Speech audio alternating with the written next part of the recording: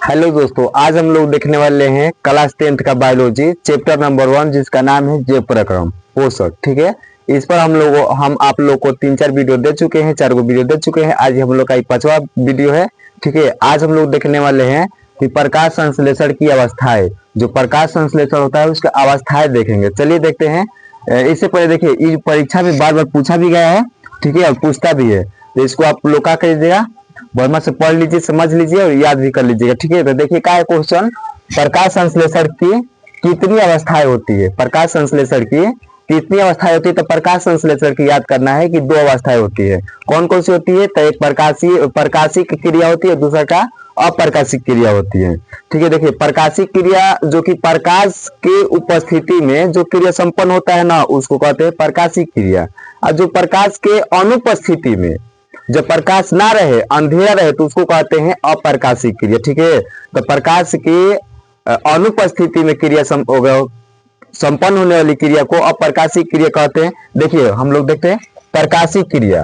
देखिए प्रकाश संश्लेषण की 2 अवस्था होती है, पहला प्रकाशिक क्रिया, दूसरा का अप्रकाशिक क्रिया। ठीक है, देखिए प्रकाशिक क्रिया किसको कहेंगे, प्रकाश की उपस्थिति में संपन्न होने वाली क्रिया को ही प्रकाशिक क्रिया कहा जाता है। यह क्लोरोफिल के ग्रेना भाग में होता है, क्लोरोफिल के ग्रेना भाग में होता है। ठीक है, उसके बाद अप्रकाशिक क्रिया किसको कहेंगे कि प्रकाश की अनुपस्थिति अर्थात अंधेरे में संपन्न होने वाली क्रिया को ही अप्रकाशिक क्रिया कहा जाता है। यह स्ट्रोमा माने कि एक ऊतक में संपन्न होता है। ठीक है, अब देखिए हम लोग देखते हैं इसे। अब इसके बाद देखते हैं जंतुओं में पोषण। अब देखेंगे हम लोग जंतुओं में पोषण। चलिए इसको हम साफ करते हैं अभी। अब देखिए क्या है, जंतुओं में पोषण की चरण। जंतुओं में पोषण, देखिए जंतुओं में क्या है, पोषण। जंतुओं में पोषण के चरण। देखिए पहला, जंतुओं में पोषण के निम्नलिखित चरण होते हैं। जंतुओं में पोषण के निम्नलिखित चरण होते हैं। देखिए पहला क्या है, अंतग्रहण। अंतग्रहण मतलब कि भोजन जो है उसको शरीर के अंदर लेना। ठीक है, अंतग्रहण भोजन को शरीर के अंदर ग्रहण करना। ठीक है, अंतग्रहण में भोजन को शरीर के अंदर ग्रहण करना। ठीक है, उसके बाद क्या है, पाचन। पाचन के बाद है अवशोषण। अवशोषण के बाद है स्वांगीकरण, उसके बाद बहिष्करण। ठीक है, देखिए पाचन में क्या है, भोजन का सरल अणुओं में विघटित होना। अब मान लीजिए हम लोग जो भोजन करते हैं उस भोजन को कौन सी करना, मतलब तोड़ना। ठीक है, सरल अणुओं में विघटित करना, तोड़ना। ठीक है, और क्या है, अवशोषण। अवशोषण में देखिए जो हम लोग भोजन लिए उसको अवशोषण करेंगे तो उसमें से पोषक तत्वों को अवशोषित कर रुधिर में मिला लेना। पोषक तत्वों को अवशोषित कर रुधिर में मिला लेना। पोषक तत्व जो लिए उसको क्या करेंगे, अवशोषित करेंगे। अवशोषित करके क्या करेंगे, अपने रक्त में जो है रुधिर में क्या करेंगे, उसको मिला लेंगे। ठीक है, वही क्या है, अवशोषण। अब देखिए स्वांगीकरण का है, स्वांगीकरण ऊर्जा का उत्पादन करना।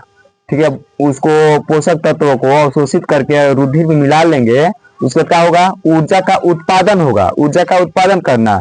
उसके बाद क्या है, बहिष्करण। बहिष्करण मतलब कि जो हम लोग पोषण किए हैं, जो पदार्थ उसमें अपशिष्ट बन गया उसको क्या करेंगे, बाहर निकाल देंगे, वही क्या है, बहिष्करण। बहिष्करण अपशिष्ट पदार्थ को बाहर निकालना। ठीक है, आप लोग कमेंट कीजिए एकदम कि क्या आप जंतुओं में पोषण की चरण समझ गए। और उसके बाद देखिए एक बार आपको बता देते हैं जंतुओं में पोषण की चरण। देखिए क्या है, जंतु में पोषण की चरण। जंतु में पोषण के निम्नलिखित चरण होते हैं। पहला क्या है, अंतग्रहण। अंतग्रहण मतलब कि भोजन को शरीर के अंदर लेना, वही तो लिखिए भोजन को शरीर के अंदर ग्रहण करना। उसके बाद क्या है, पाचन। पाचन में क्या है, भोजन का सरल अणुओं में विघटित होना।